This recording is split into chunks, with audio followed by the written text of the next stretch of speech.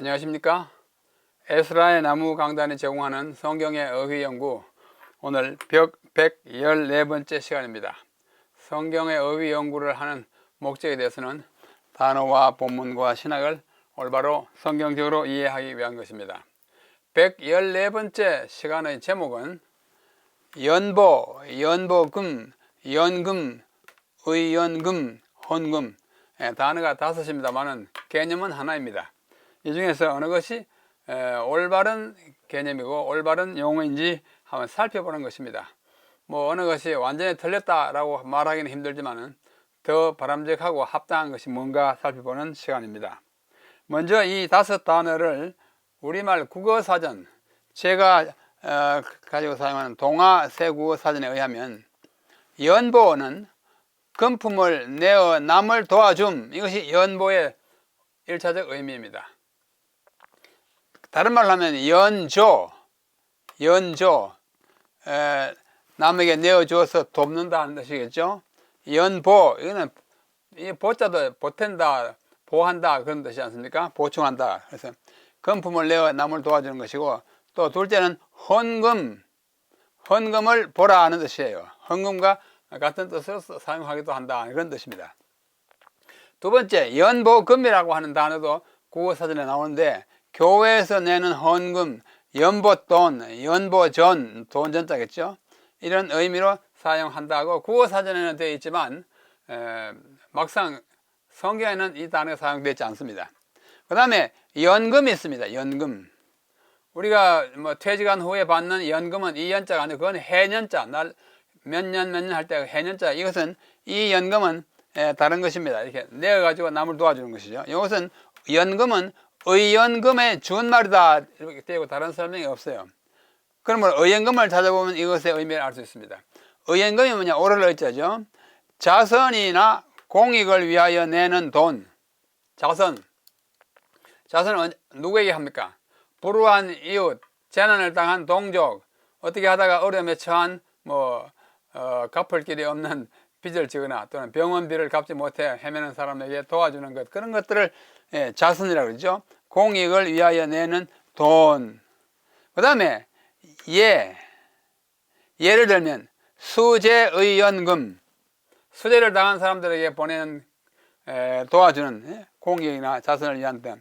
예를 들면 수재의연금. 이것의 준말이 연금이다. 이 연금은 의연금의 준말이다. 그렇죠? 준말이 의연금의 준말입니다. 그래서 이 사실 두 단어는 연금과 의연금은 같은 말인데 하나는 좀 간략하게 줄여서 말하고 하나는 원래대로 의연금 이렇게 하는 것입니다. 마지막으로 헌금. 1. 돈을 바침 또는 그 바친 돈, 헌금. 그 다음에 2. 기독교에서 주일, 흔히 말하는 일요일이죠. 예배하는 날. 주일 또는 어떠한 일을 맞아 교회에 바치는 돈. 주일 또는 안식일, 예배 드리는 날에 또는 어떤 일, 교회의 어떤 목적, 건축이나 그래서 교회에 바치는 돈을 헌금한다. 헌금이라 말한다 합니다. 제가 노란 색깔 칠해놓은 것은 이것이 기독교에서 흔히 말하는 그 용어이다는 뜻입니다. 자, 이것의 성경상의 용례를 하나씩 살펴보겠습니다. 먼저 연보. 제가 여기서 찾아보는 것은 개역 한글판입니다. 일반적으로 많이 사용하는 개역 한글판에 연보라고 하는 단어가 나오는데요. 이 연보와 관련된 어휘들은 총 14회입니다. 그래서 연보 또는 연보하다, 연보 괴 여러 개 표시는 연보뿐만 아니고 연보가 들어있는 다른 단어를 포함하여 그런 의미로 썼습니다. 먼저 명사로서의 연보라는 말은 8회 고린도전서와 고린도후서에만 사용되었어요. 바울이 쓴 고린도 교회에 보내는 편지 있으면 고린도전서의 16장 1, 2절, 후서의 8장, 9장 여러 번 쓰였습니다. 총 8회 쓰였어요. 그 다음에 연보와 관련된 연보에다 괴를 붙인 연보괴가 명사로서 4번 쓰였습니다. 이것은 마가와 누가와 요한복음에 각각 2번 또는 1번씩 쓰였습니다. 그러니까 연보를 갖다가 드리는 괴짝, 상자 또는 함 이런 걸 뜻하겠죠. 연보괴라고 번역되어 있습니다. 개역 한글판에.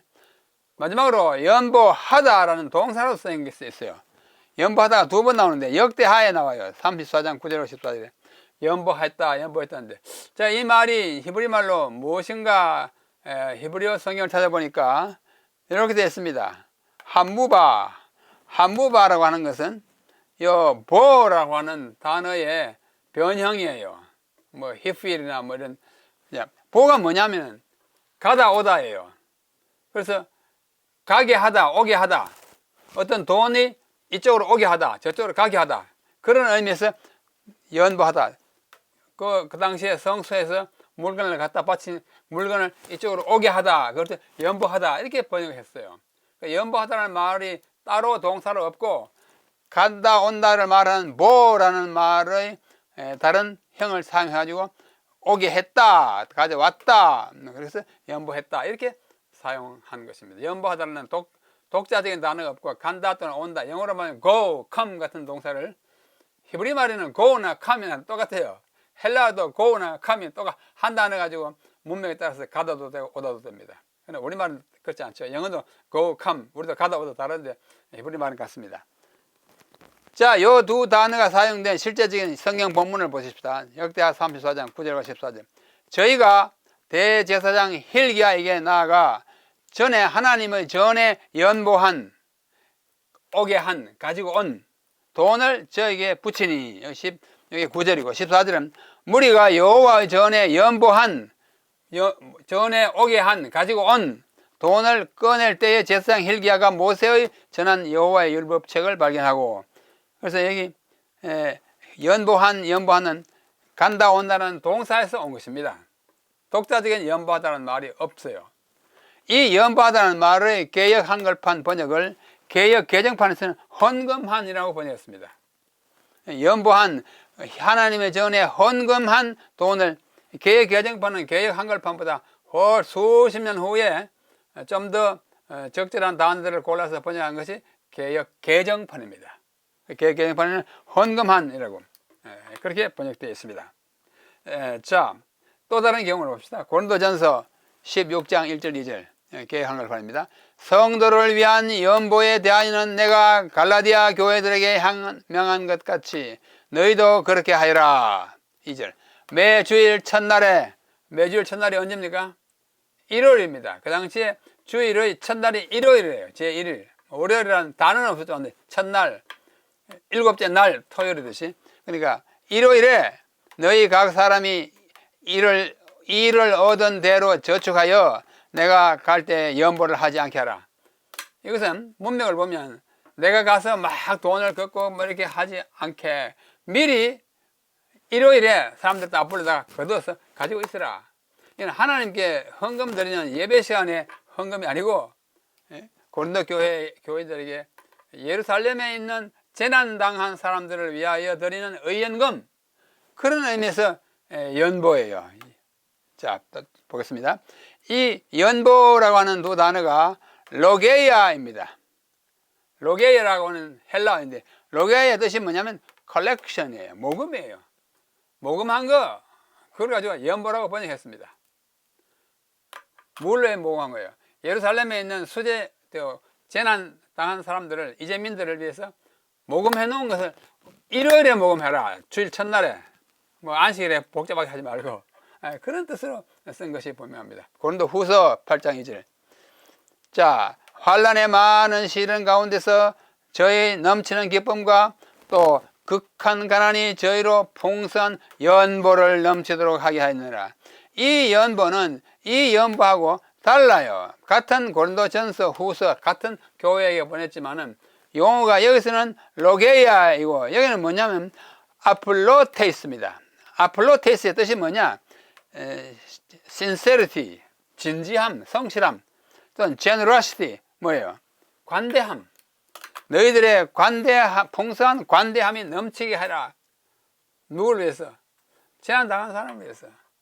여기서나 단어는 다르지만서 같은 연보로 번역했고, 그러나 그 내용은 뭐냐면 교회를 위해서 바쳤다기보다는 교회에서 바치되 제3자, 예루살렘이나 또는 다른 재난당한 사람을 위해서 그 가난한 중에서도 저희로 풍성한 뭐를 위해? 관대함을 나타내겠다. 그러니까 연보를 냈다. 이런 식으로 번역하는 것입니다. 자, 여기 또 봅시다. 개역 개정판에 사용된 연보와 관련된 어휘들. 개역 한글판 말고 개역 개정판에는 9번 나와요.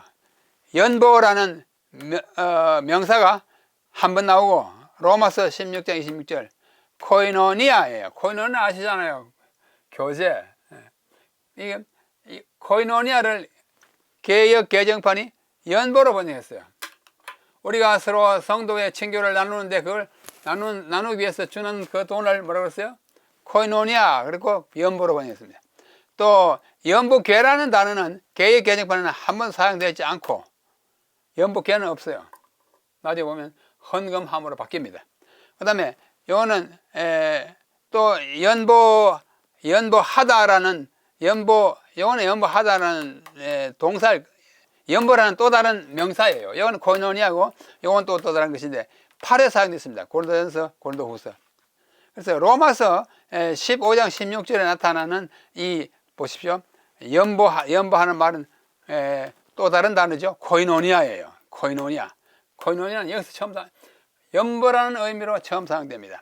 로마서 15장 16절 이는 마게도니아와 아가야 사람들이 예루살렘 성도의 중 가난한 자들을 위하여 기쁘게 얼마를 연보하였습니다. 이 코이노니아를 했다 한데 개역 한글판에서는 동정했다라는 말을 개역 개정판에서는 연보했다 이렇게 썼어요. 여기에 연보가 아까 나눈 것은 그렇게 다른 의미로 사용되기 때문입니다. 여기 연보는 아까 본 바와 같이 다른 헬라어로 사용됐어요. 자, 여기서 우리가 뚜렷이 볼 수 있는 것은 연보가 직접 교회 사용을 위해서가 아니라 보는 바와 같이 가난한 자들을 위하여 쓰는데 그것을 때로는 동정했다 그랬고 또 때로는 뭐라고 하니 헌금했다, 연보했다 그래요. 그래서 이 단어들이 하나님께 바치는 오늘날의 헌금과는 좀 다른 성격의 헌금, 모금이었다는 사실을 볼 수 있습니다. 그 다음에 연보금과 관련된 성경에 보면 연보금 또는 연금, 의연금 이런 것들이 개역한판과 개역개정판에 한 번도 사용되지 않습니다. 연금이라는 말은 없고 의연금도 없어요. 한 번도 사용되지 않습니다. 개역개정판 둘 다. 연보만 있지 연금은 없어요. 그 다음에 헌금은 좀 나옵니다. 헌금과 헌금함은 개역 한글판 누가복음 21장 4절 10절에는 헌금, 이 헌금을 헌금이라고 번역했는데 이 헌금이라는 말의 헬라어는 뭐냐면 도론이에요. 도론이라는 말은 영어로 하면 gift, present, 선물이라는 뜻입니다. 선물을 헌금으로 드렸어요. 하나님께 드리는 선물을 할 수 있겠죠. 또 개역 개정판에는 8번 사용했습니다. 민수기, 역대하, 마가복음, 누가복음, 요한. 또 공동번역에서는 이 헌금이라는 단어가 16절에 사용되었고 세번역에는 17절에 사용되었고 현대어 성경은 37번. 점점 현대적인 번역에 가까울수록 더 많이 헌금이라고 하는 단어를 사용하는 것입니다. 연금이나 뭐 그것보다는 헌금이 더 좋다는 그런 인식을 우리에게 보여주고 있습니다. 자, 어느 것이 가장 적합한 용어일까? 우리 하나님께 오늘날 드리는 바치는 것. 하나님께 드리는 예물을 가리키는 용어로서 가장 적합한 것은 어느 것일까? 하나씩 생각해 봅시다. 먼저 연보, 성경에 연보가 나오니까 고린도전서 16장. 이 단어의 1차적인 의미가 금품을 내어 남을 도와주는 것이므로 하나님께 드리는 것을 의미하기에 적합하지 않습니다. 이 단어를 바울이 고린도 교회에 보낸 편지들에서 사용한 것은 전서와 후서에서 사용한 것은 보면 가난하거나 재난을 당한 사람을 돕기 위해 드려진 금품을 가리키는 것이 확실합니다. 확실해요. 말하자면 동정해서 드린 것이에요. 동정했다고 그러셨습니까? 그러므로 연보는 일종의 구제금 또는 구호품이었습니다. 따라서 연보를 오늘날 우리가 드리는 헌금에다 적용하는 것은 썩 적합하지 않게 들립니다. 뭐 완전히 안 됐다라고 단정하게 넘들면 좀 덜 적합합니다. 이 단어가 하나님의 전에 드려진 돈을 가리킬 때도 사용되었고 헌금에는 오늘날에도 다수의 그리스도인들이 사용하고 있는 것도 사실입니다. 연보했다 그래요. 그럼에도 불구하고 연보는 하나님께 바치는 돈을 가리키는 말로서는 아무래도 적합하지 않게 들립니다. 제 어감이 그런데 다수의 사람들도 그렇게 생각하는 것 같습니다. 연보는 아무래도 좀 덜 적합하다.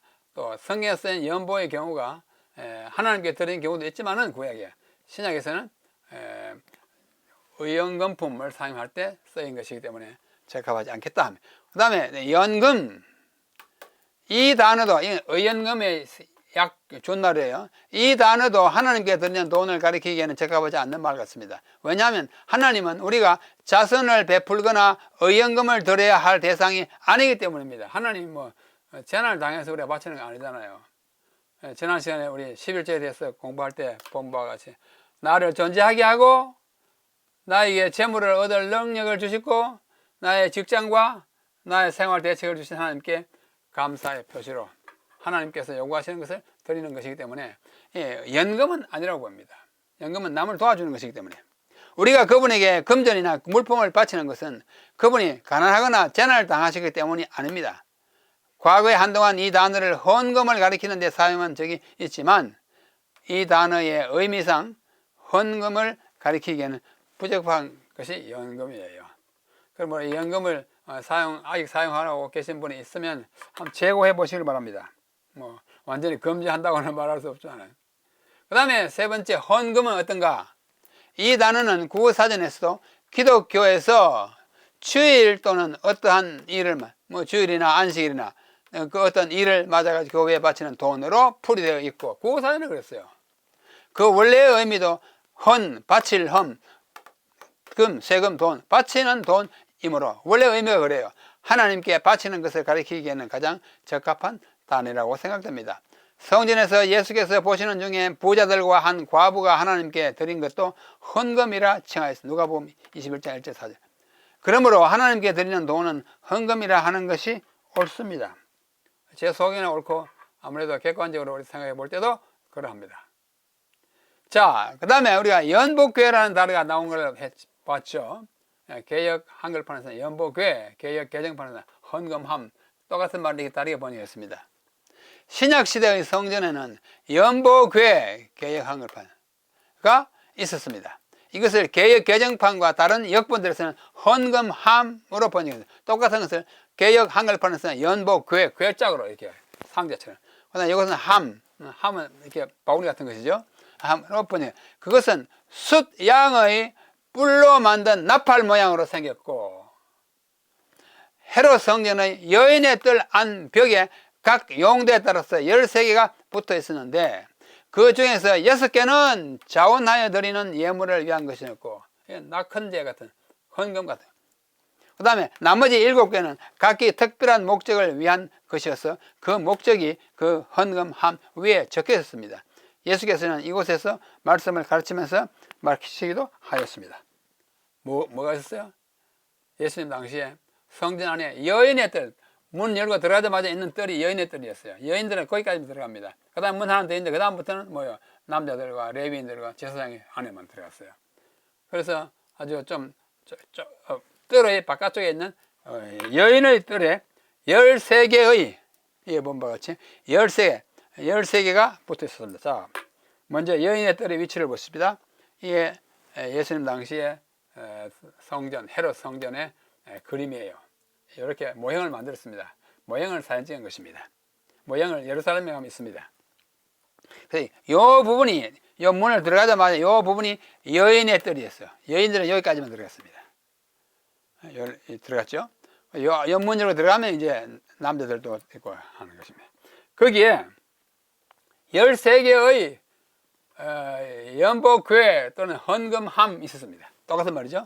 자, 이 벽에다가 이렇게 붙이거나 또는 벽 바로 앞에다가 단위에다가 붙였어요. 이게 뿔 모양으로 됐죠.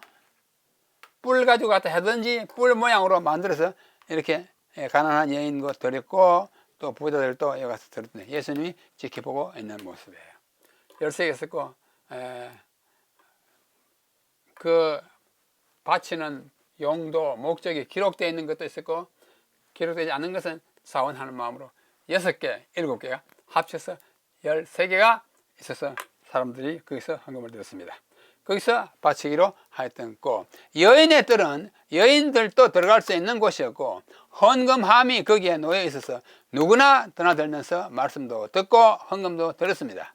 예수님 시대에 헌금함을 비치하고 누구든지 자유스럽게 헌금을 하게 한 것은 오늘날 교인들에게 헌금하는 방법을 시사해 줍니다. 가르쳐 줍니다. 아, 우리도 그렇게 하면 되겠구나. 예수님 당시에 한 걸 보면 예배 시간에 연보대, 바구니 이렇게 돌리거나 바구니 이렇게 옆으로 돌리거나 연보대를 돌려서 헌금을 수합하는 것보다는 교회당 입구 가까운 곳에 헌금함을 비치하여 교인들이 자유스럽게 헌금하도록 하는 것이 바람직합니다. 뭐 한 100년 동안 이게 헌금 바구니에다가 이렇게 자루를 달아가지고 이렇게 돌렸죠. 요즘은 그렇게 한 데가 없습니다. 바구니 옆으로 이렇게 돌리고 이렇게 하는데 그보다는 들어가는 입구에다 이렇게 함을 두고 거기다 하게 하죠. 대부분의 교회들이 요즘 그렇게 하고 있습니다. 그렇게 하는 것이 바람직합니다. 그래서 오늘 본 바와 같이 지난 시간에 이어서 11조, 11금 뭐 이런 거 오늘 있는 연보, 현금, 연금 이런 것들 다 제가 한때 한번 생각했습니다. 이런 한국어의 묘미와 특징이라는 책이 혹 가지고 있으면 저한테는 책이 이제 없습니다. 시제 교보문고 같은 데 가면 있을 거예요. 하지만 11조, 11금, 연보, 연금, 헌금 등 여러 가지 교회 용어들에 대하여 바르게 알기를 원하시는 분들은 이 책 제2부 하루세계 은정반의 검사과를 참고하시면 좋겠습니다. 자, 그 다음에 헌금하는 마음이 어떤 마음으로 되어야 될까? 고린도후서 9장 7절 각각 그 마음에 정한 대로 할 것이요 인색함으로나 억지로 하지 말지니 하나님은 즐겨 내는 자를 사랑하시느니라. 제가 두 단어요. 그 마음에 정한 대로 그 다음에 뭐요? 즐겨. 이게 아주 중요합니다. 마음에 정한 대로 능력에 맞게 스스로 정합니다. 너무 과하게 해가지고 그것 때문에 짐이 돼가지고 빚내가지고 그런 건 하나님은 원하지 않아요. 둘째, 즐거운 마음으로 아까우고 억지로 갖다 바쳐 그런 하나님 원하지 않아요. 하나님 가난해서 헌금 바치라 하는 거 아니기 때문에 그러므로 강제로 뺏기는 것이 아닙니다. 인색함으로나 관우한 너그러운 마음으로 들어야 하고 억지로 체면 때문이나 내키지 않는 마음으로 들으지 말라.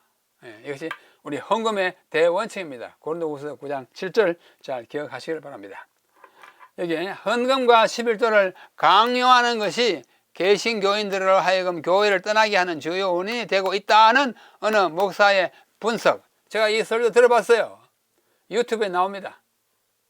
오늘 사람들이 막 교회를 떠나는데 교회에서 11조와 헌금을 강요하기 때문에 뭐 강조는 혹 할 수 있겠죠. 그러나 강요는 안 합니다. 떠나게 하는 주요 원인이 되고 있다는 어느 목사의 분석은 두 가지 점에 있어서 참으로 안타까운 일입니다. 첫째, 교회나 목사가 헌금과 11조를 강요하는 것이 사실이라면 그 목사의 말대로 그것은 대단히 잘못된 일입니다. 그것은 어떤 이유로도 정당화할 수 없는 비그리스도교적인 현상입니다. 우리 즐겨내는 것이에요. 자기가 정한 대로 하려는 것입니다. 둘째, 실제로는 그런 사례가 극소수일 텐데 그것을 교인들이 교회를 떠나는 주요 이유로 보는 것은 제 보기에는 온당하지 않습니다. 그것 때문에 교회를 떠난 사람이 과연 몇이나 될까? 좀 있긴 있겠죠. 그러나 그렇게 많다고는 보이지 않는 것이 저의 관찰입니다. 자, 요약해서 오늘 강의를 마치겠습니다. 연보는 가난하거나 재난을 당한 사람들을 돕기 위해 드리는 돈을 뜻하므로 헌금 대신에 쓰기에는 적합한 용어가 아닙니다. 연자가 뭐냐? 버릴 연, 이게 버려 남에게 줘 버리는 거예요. 버릴 연, 도울 보, 줘 버려서 돕는 것이기 때문에 하나님께 우리가 줘 버리는 거 아니잖아요. 그렇죠? 이 말은 적합하지 않습니다. 연금, 의연금은 구제금 또는 구호금을 의미하는 의연금의 좋은 말이므로 헌금을 가리키기에는 역시 부적합합니다.